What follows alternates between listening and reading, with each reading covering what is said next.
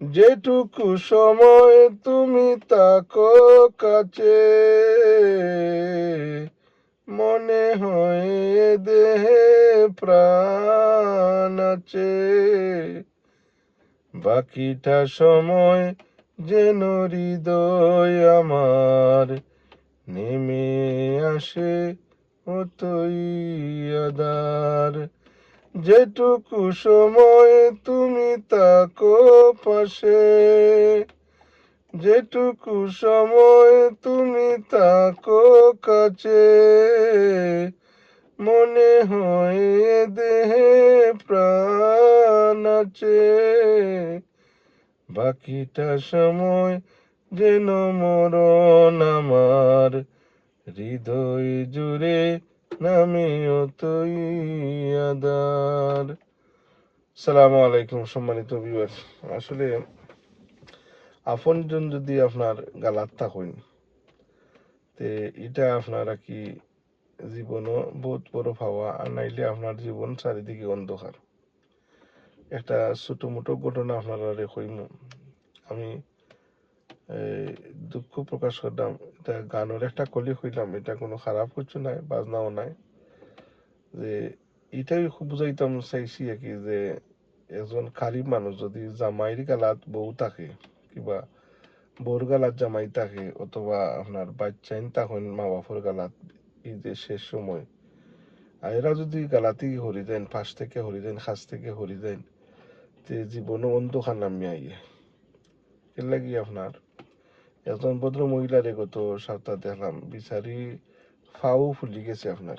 তাই স্বামী নাই, একলা, আর আলে আওলাদও নাই।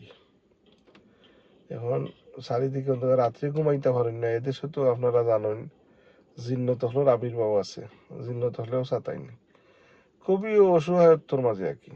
তো আসলে এই এই ধরনের মানুষ সকল যারা আর কি আসেন আমরা আশেপাশে, এরারে আমরা দেখতাম, এবং আমরা প্রায় আমরা হলরই আর কি আপনার সেউর মই আসেন, সেউর ফুফু আসেন, সেউর চাচি আসেন, সেউর মামি আসেন। এরা মানে খালি বেটিন্তর কথা নাই, বেটাইন যারা আসেন, ফুফা আসেন, মামা আসেন, এরাই যারা আসেন, এরারে নিকট আসেন, বাইন আসেন, বইনাইন আসেন, সবরে আমরা দেখতাম। এটলিস্ট আমরা তো এমন ব্যস্ত হয়েছি, এরা দেখি না। এরা অসহায় তো মানুষের, এরা গালাত গেলে কত আন বইলে এরা খালি মাত্র চায় আর কি আপনার। আর যাই হোক, আল্লাহ এরারে আয়াত দিতা দোয়া করি। আর কিপ ওয়াচিং মাই চ্যানেল। সম্মানিত ভিউয়ার্স, আসলে এই যে যারা কি হসপিটাল আসেন, কিংবা গড়ের মাঝে আসেন আমরা আত্মীয় স্বজন যারা বেমার বয়স্ক, এরার পাশে তুরার সময় এটলিস্ট সপ্তাহে একদিন দুই দিন গিয়াও তারার সময় কালাত যদি গিয়া স্পেন্ড করেন, তারা একটা হসলা পায় আর কি আপনার। এদেশেও আপনারা জানেন যারা আইসিইউতে মাঝে আছে নাকি, একবারে সময় একেবারে বিতে হারাইতে দেয় না আপনার। মানুষ যে সময় জীবনের শেষ সময় অতিক্রম করে আর কি আপনার, এ সময় দেখুন যেন মানুষের একটা হসলা দেওয়ার লাগি তারা এনএইচএসে গ্লাভসের মাঝে কি গরম পানি দিয়া হাতের উপরে রাখে, যেমন বুঝাইতো স্যার রুগীরে যে তুমি একলা নাই, তোমার পাশে আমরা আছি। সেও তোমার হাতরে হোল্ড হইয়া ধরছে আর কি। ওই তো দেখো একটা গ্লাভসের তো। যাই হোক সম্মানিত ভিউয়ার্স, আসলে দুনিয়াটা কিছু নাই। এই যে মানুষ, আমরা দুনিয়াতে থাকতে মানুষের কদর বুঝতাম।